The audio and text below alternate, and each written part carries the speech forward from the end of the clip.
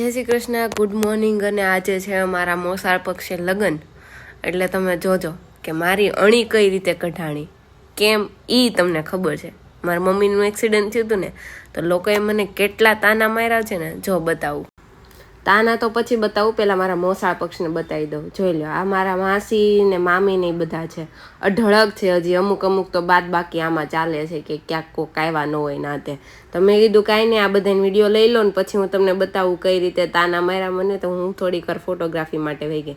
ત્યાં મારા મામા આવી ગયા ને મારા મમ્મીની ખબર કાઢતા હતા. તમને ખબર છે મારા મમ્મીને કેટલું વાગ્યું, એટલે લેફ્ટ સાઈડ ઓલમોસ્ટ કવર થઈ ગયું. તમને એમ થાય કે વાગ્યું જ છે તો બધી અહીંયા કેમ આવ્યા એમ. તો એ તો કાંઈ નહીં, મજા આવે ને મોસાળ પક્ષ બાજુ આવી જાય ને. આ બધા મારા માસા છે, એટલે હજી તો તમને અમુક તો દેખાતા નથી. અને એક મારા મામા હજી બાકી હતા કે જે ખબર કાઢતા હતા, એના પછી ઘણાએ કાઢી. તો થયું એવું, એટલે એ કથા એવી હતી કે ઓલમોસ્ટ મારા મમ્મીને લેફ્ટ સાઈડનું કવર થઈ ગયું હતું, એટલે લેફ્ટ સાઈડનું બોડી ઓલમોસ્ટ બરાબર. તો હાથ છે ને આયરો એટલો, એમ કહું ને તો એટલો એનો હાથ કવર થઈ ગયો હતો, હથેળી ને અહીંયા એવી રીતે બધે વાગ્યું હતું. પછી મોઢા પર અહીંયા કપાળ પર, આંખ પર સોજો આવી ગયો છે, અહીંયા દાઢીએ અને હોઠે, અને આ દાંત હલી ગયો છે એટલું. પછી જે મેન હતું ને એ હતું પગે. એટલે હવે આ કપડામાં તો કવર થઈ જ જવાનું છે, સાડી પહેરી હતી એટલે. તો તમને એમ થાય લગ્નમાં કેમ ગયા, પણ લગ્નમાં એટલે ગયા હતા કેમ કે મોસાળ પક્ષને મળે ને તો આમ અંદરથી આનંદ થાય. હવે એ ન જાય તો અમારે ચારેયમાંથી કોઈનો મૂડ એમ ન રહે કે લગ્નમાં જાવી. હવે હતા મારા મામાના છોકરાને લગ્ન, એટલે અમે જાવી તો ખરા. ત્યાં જઈને બેસવાનું જ હતું, આરામ જ હતો, કાંઈ જ કામ નહોતું.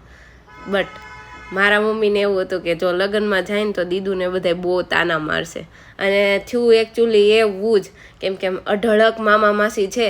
એટલે એમ કહું ને કે 20 થી 25 વાર મારા મમ્મીને બધાએ ખબર પૂછીએ છે, અલગ અલગ. અને છેલ્લે હું કે એ દીદુ તને નથી આવડતી ગાડી હાંકતા, નથી આવડતી?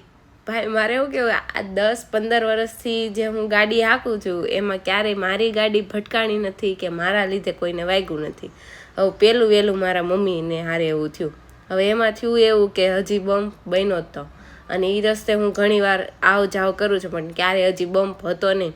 અને રોડ ટુ રોડ હોય ને એવું દેખાતું હતું. તો બમ્પ ઠેકાઈ ગયો અને મારી સીટ લસરકી છે ગાડીની, તો નીચે પડાઈ ગયું, જમ્પ મારીને પડાઈ ગયું. હવે એમાં તો હું શું કરી શકું પછી તો અત્યારે તો એટલી સેવા ખાલી કરું છું કે ઘરનું કાંઈ કામ ન કરવું પડે મમ્મીને.